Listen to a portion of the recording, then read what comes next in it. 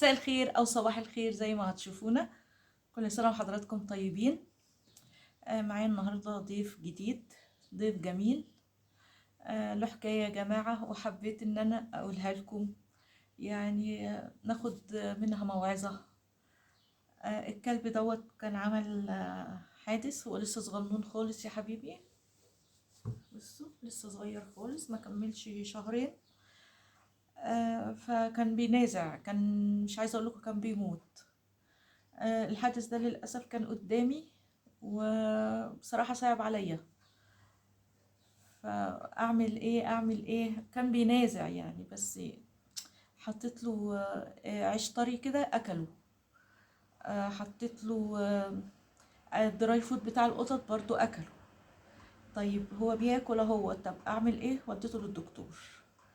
بصراحة حابب الحياة جدا جدا، على قد ما الحادث اللي هو عمله كان كبير.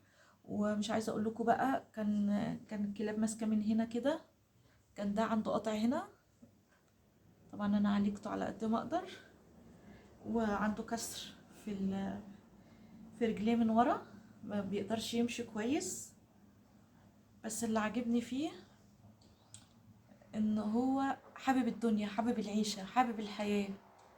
في الوقت اللي انا كنت تعبانه فيه، ومش عايزه اقول لكم، يعني كنت يئست.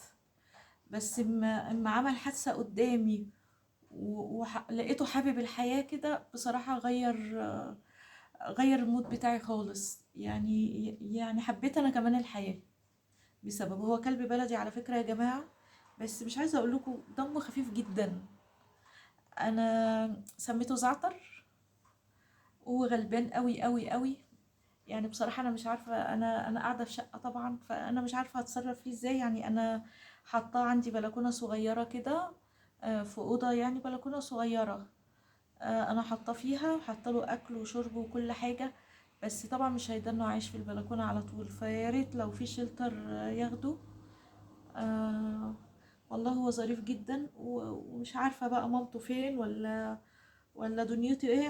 انا لقيته كده قدامي، بس بصراحة غير حياتي شوية. آه خلاص، هو بقى اسمه زعتر دلوقتي. والله حتى الاسم، وانا قاعدة كده قلت اسميه ايه اسميه ايه. اخترنا له، خلاص اخترنا له زعتر. يا رب يكون زعتر عجبكم كده، ويكون ادانا رسالة حلوة ان احنا نحب الحياة شوية. لما تتعبي او يحصل لك مشكلة، مش دي نهاية العالم. ده كان بيموت، بس اتمسك بالحياة، اتمسك بأمل. فيا ريت احنا كمان يعني ايه، مش هقول نعمل زيه طبعا. يعني نتمسك احنا كمان بالدنيا، نتمسك بالحياة، نحب اللي حوالينا، نحب الحياة. زي ما هو اتمسك كده وكان بيموت، والله يا جماعة كان بيموت، بقى جميل خالص ازاي.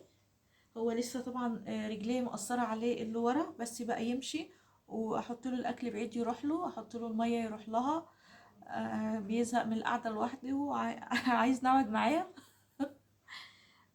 هو جميل خالص وهادي خالص، يعني أمورة خالص. طبعا كانت ودانه تعباه، وكان بقه تعبه، وعينيه لحد دلوقتي لسه تعباه برضه، بنحط له قطرة. بس بقى حلو يعني. انا لازم اطلعه علشان انا ما اتمسكش بيه قوي كده، لان انا بحب الحيوانات. ما ب...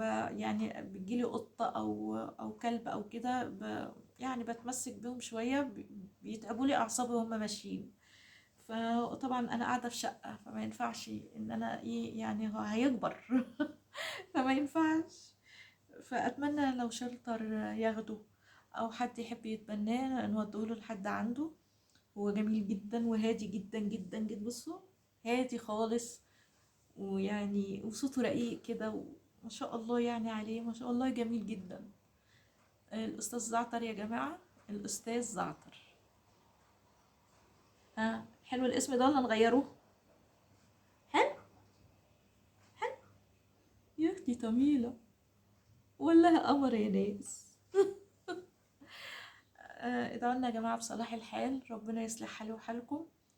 وانا عاملة الفيديو ده، يعني ممكن تقولوا ايه الهيافة دي، لا والله مش هيفة، انا بس حبيت اقول لكم ان دوت. يعني على قد ما الحدث اللي كان عامله كان كبير، بس هو حابب اني يعيش، حابب الحياة.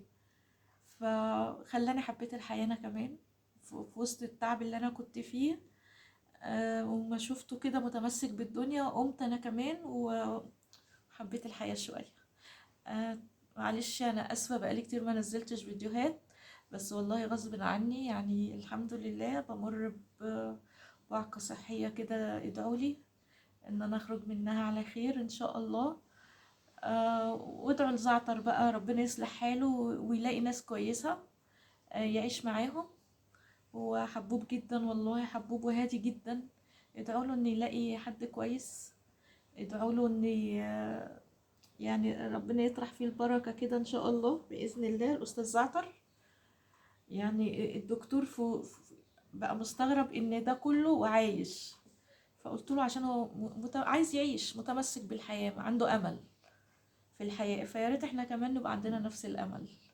ادعوا لزعتر يا جماعة كده، ربنا يرزقه بناس كويسة كده وحنينة يعيش معاهم. وادعوا لي أنا كمان. بصوا هادي هادي وجميل جدا.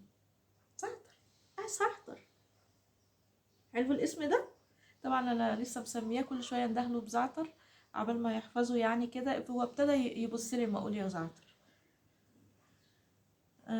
هقول لكم ايه، تحياتي لكم جميعا. يلا السلام عليكم.